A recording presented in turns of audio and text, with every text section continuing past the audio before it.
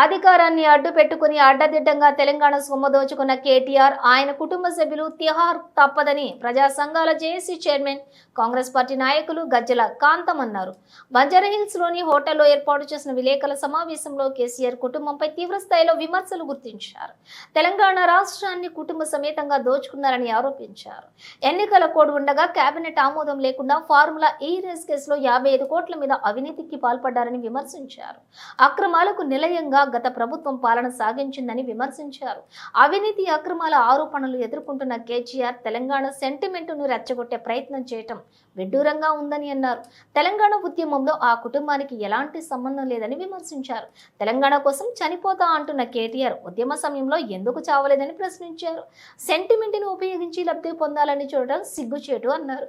ఇప్పటికే రాష్ట్ర విచారణ సంస్థలు ప్రత్యేక దృష్టి సారించి విచారణ జరుగుతుండగా కేంద్రం సైతం రంగంలోకి దిగినందున ఆ కుటుంబ సభ్యులందరూ తిహార్ జైలుకు వెళ్లటం ఖాయమని అన్నారు. కేసీఆర్ కుటుంబం చేసిన అవినీతి అక్రమాలతో పాటు ఉద్యమకారులకు చేసిన ద్రోహాన్ని ప్రజల ముందు ఉంచేందుకే ఈ నెల 29న తెలంగాణ ఉద్యమకారుల సభను ఇందిరా పార్క్ వద్ద నిర్వహిస్తున్నట్లుగా చెప్పారు. ప్రొఫెసర్లతో చర్చలు జరిపేటప్పుడు, మేధావులతో చర్చలు జరిపేటప్పుడు ఏమని చెప్పినా మాకు కాంతం ఈ రాష్ట్రానికి మొదటి ముఖ్యమంత్రి దళితున్న చేస్తున్నా, ఇది వాస్తవం కాదా? మనం అందరం కలిసి ఉండాలి.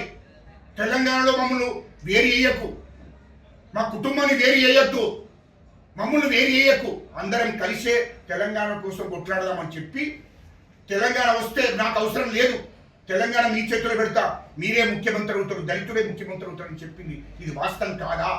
అవన్నీ మర్చిపోయి తెలంగాణ ప్రజలను మోసం చేసి, తెలంగాణ దళితులను మోసం చేసి, తెలంగాణ బీసీ బంద్ అని పెట్టారు. బీసీలను మోసం చేసింది వాస్తవం కదా? అరే నువ్వు బీసీ బంద్ అన్నావా లేదా? మరి బీసీ బంద్ ఏమైందిరా? బీసీ బంద్ ఇచ్చినవా? దళిత బంద్ అన్నావు, దళిత బంద్ ఇచ్చినవా? దళితులకు 3 ఎకరాల భూమి అన్నావు, 3 ఎకరాల భూమి ఇచ్చినవా? ఉద్యోగాలు తెలంగాణ రాష్ట్రం రాగానే, మన ప్రభుత్వం ఏర్పడగానే ఉద్యోగాలు ఇస్తున్నాం, ఇంటికో ఉద్యోగాలు ఇచ్చిన కాంగ్రెస్ పార్టీనే, కాంగ్రెస్ ప్రభుత్వాన్ని విమర్శిస్తున్నారు. మా ముఖ్యమంత్రి గారిని రేవంత్ రెడ్డి గారిని వాడు ఇష్టం వచ్చినట్టు మాట్లాడితే నాకే కోసేస్తాం నా కొడుక కేటీఆర్.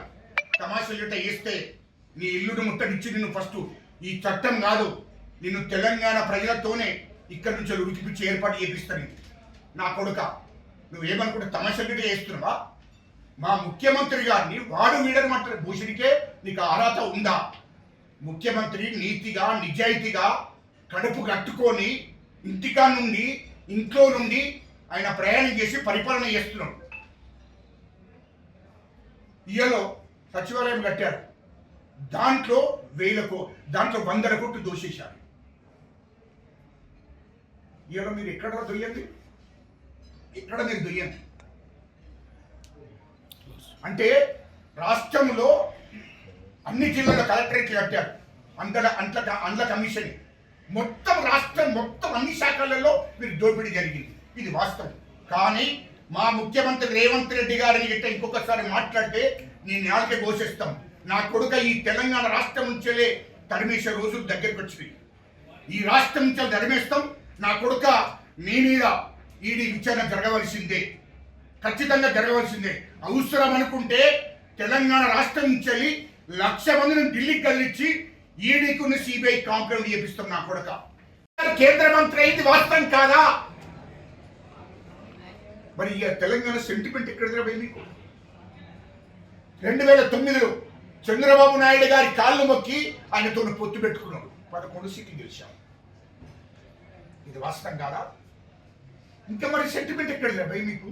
అసలు తెలంగాణ అనే హక్కు మీకు ఎక్కడ పోయి? పోటీ 2009 నుంచి ఎప్పుడన్నా నువ్వు పార్లమెంట్కి పోయి తెలంగాణ కావాలని మాట్లాడావా? 2014లో సోనియా గాంధీ గారు, మా తల్లి, తెలంగాణ తల్లి సోనియా గాంధీ గారు పార్లమెంట్లో బిల్లు పెడితే ఈ నా కొడుకు కేసీఆర్ అనేటోడు హైదరాబాద్లో ఇంట్లో కూర్చుండి మందు రాక్కుంటా తినుకుంటా కూర్చున్నావు. ఇది గుర్తులేదా అని నేను అడుగుతున్నా. నేను పార్లమెంట్లో బిల్ అయిన రోజు ఢిల్లీలో పోయి ఇంట్లో కూర్చున్నావు, పార్లమెంట్కి పోయావా? ముక్కుసుడిగా ఎప్పుడు నేను ఇదంతా మీడియా ముందు అడుగుతున్నా. ఇది నువ్వు ఢిల్లీలో పార్లమెంట్లో బిల్లు పెట్టారు, తెలంగాణ బిల్లు పెడితే తెలంగాణ రాష్ట్రాన్ని విభజిస్తున్నారు, రాష్ట్రాన్ని ఉమ్మడి రాష్ట్రాన్ని విభజన బిల్లు పెట్టారు పార్లమెంట్లో బిల్లు పెట్టినప్పుడు కేసీఆర్ ఎక్కడున్నాడో దానికి జవాబు చెప్పండి. కేసీఆర్ ఎక్కడున్నాడో దానికి జవాబు చెప్పు. లేడే పార్లమెంట్లో లేవే. ఒక దిక్కు బిల్లు పెడితే కాంగ్రెస్ పార్టీ భుజాల మీద ఎత్తుకున్నది, దానికి అన్ని పార్టీలు మద్దతు చేశారు.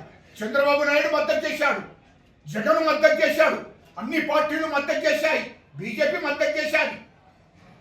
ఆ బిల్లును ఆమోద ముద్ర వేయించారు పార్లమెంట్లో. ఇది సోనియా గాంధీ తల్లి చేసినటువంటి పుణ్యం. ఇది వాస్తవం కాదా? తెలంగాణ ఇచ్చేటప్పుడు నువ్వు ఎక్కడున్నావో చెప్పాలి కేసీఆర్ అని. అరే హరీష్ రావు, నువ్వు కూడా చెప్తున్నా, కేటీఆర్ మీరు అందరు ఎక్కడున్నారా పోయి పార్లమెంట్లో బిల్లు పెట్టినప్పుడు?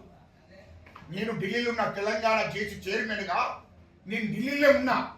కోదండరాం ఢిల్లీలో ఉన్నాడు, ఓఎన్జీసీ పెడమర్తి రవి, రాజారాం ఏదో మేమంతా ఢిల్లీలో కూర్చున్నాం. ఆ రోజు ఏడుచుకుంటూ ఉన్నాం, అమ్మగారి కాళ్ళు మొక్కొచ్చాం. సోనియా గాంధీ గారికి తెలంగాణ బిల్లు పెట్టి మీరు ఆమోద ముద్ర వేయవలసిందే.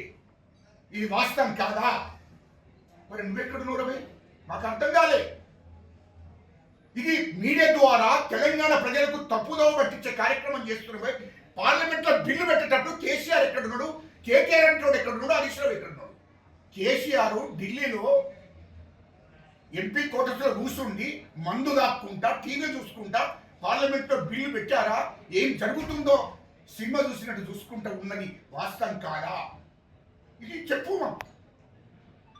మరి ఇవన్నీ తెలంగాణకు సంబంధించిన బిల్లు పెట్టేటప్పుడు పార్లమెంట్లో పెట్టేటప్పుడు లేవు. మరి ఎట్లా తెలంగాణ తెచ్చినట్టు నువ్వు? తెలంగాణ ప్రజలు చెప్పు పట్టి కొడతారు.